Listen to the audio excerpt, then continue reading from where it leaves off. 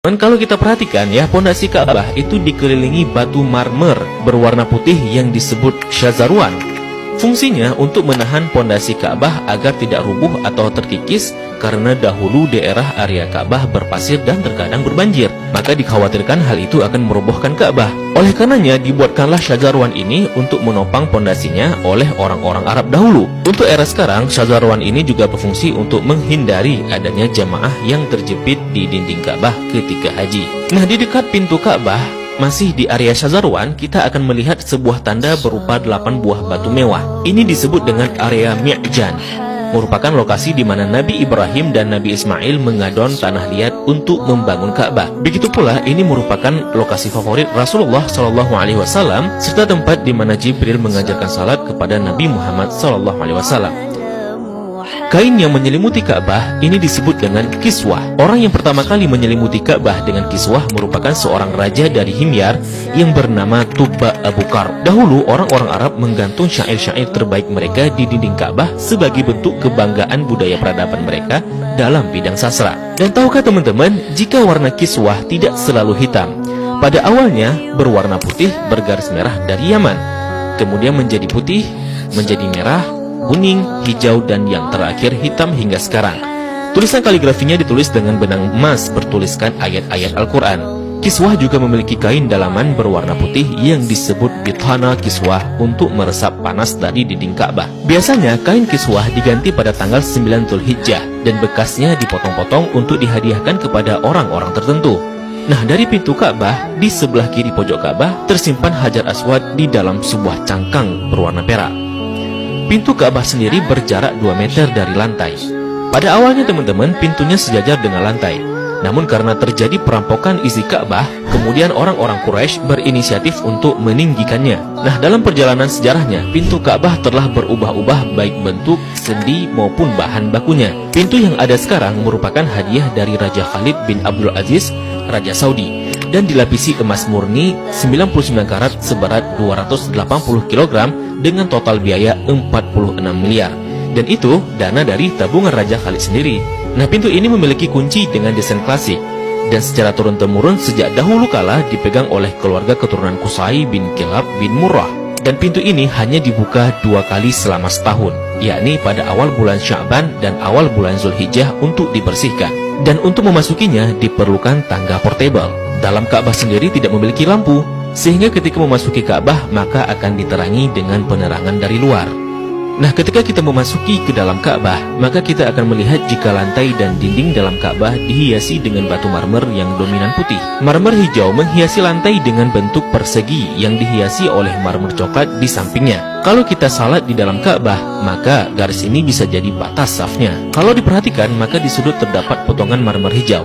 Ini sebagai tanda bahwa Rasulullah SAW melakukan salat di tempat ini saat memasuki Ka'bah. Begitu juga di bagian pojok dan dindingnya dihiasi 1, 2, 3 marmer hijau. Di bagian atas juga terlihat ada beberapa buah saluran udara yang didesain sedemikian rupa.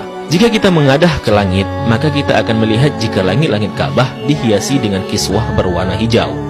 Jika diperhatikan, maka terdapat tulisan Ya Manan yang artinya Maha Pemberi. Kemudian di bawahnya sebelah kanan bertuliskan Ya Dzal Jalali yang artinya yang memiliki keagungan. Lalu di sampingnya bertuliskan Wal Ikrami yang artinya yang memiliki kemuliaan. Di bawahnya tertulis penggalan surah Al-Baqarah ayat 144 yang berbunyi Qad nara taqalluba wajhika fis sama'i falanuwalliyannaka qiblatan tardaha fawalli wajhaka syatral masjidil haram. Kemudian di tengahnya bertuliskan kalimat tauhid La ilaha illallah Muhammadur Rasulullah. Dilanjutkan di bawahnya bertuliskan surah Ali Imran ayat 96 dengan bunyi Inna awwala baitin wudi'a lin-nasi lalladzi bi Bakkah mubarakan wa hudan lil alamin. Kalimat ini tertulis berulang-ulang hingga memenuhi dinding atas dan langit-langit Ka'bah. Di bagian atas terlihat jika langit-langit Ka'bah ada 3 penyangga yang kemudian ditopang oleh 3 tiang dari kayu dengan diameter 44 cm dengan jarak antara tiang 2 meter sekian. Tiang ini dihiasi dengan 6 hiasan cincin terbuat dari emas.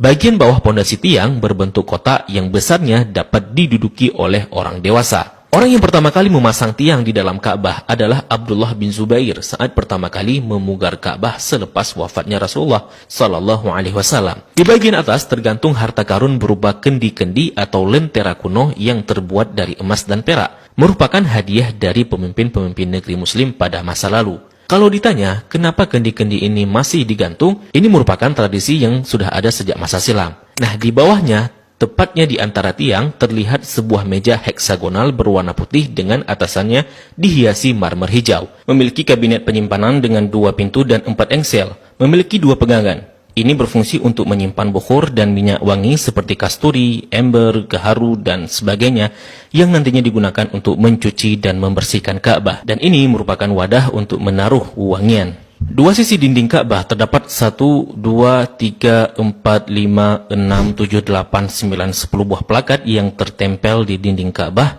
dengan warna yang berbeda dan terbuat dari batu alam. Salah satu yang mencolok adalah plakat yang tepat berada di depan area Rasulullah salat.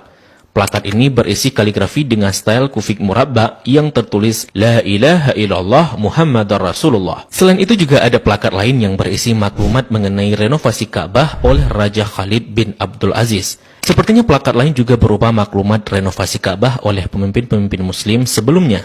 Di sampingnya terdapat sebuah pintu yang disebut pintu At-Taubah yang sepenuhnya dihiasi dengan emas murni. Di belakang pintu ini ada sebuah tangga yang mengakses ke atas Ka'bah. Dari atas dapat dilihat jika ada pengait untuk mengikat kain kiswah dari atas. Dan bahkan kita bisa juga salat di atas Ka'bah. Jika Ka'bah tidak diselimuti kiswah, maka penampakannya akan seperti ini. Nah, kiswah Ka'bah akan diganti setahun sekali dan harganya mencapai 50 miliar dengan berat 650 kg. Kiswah juga berfungsi untuk menghindari dinding Ka'bah dari keretakan akibat panas matahari. Nah, inilah gambaran dari Ka'bah dan apa-apa saja yang ada di dalam Ka'bah.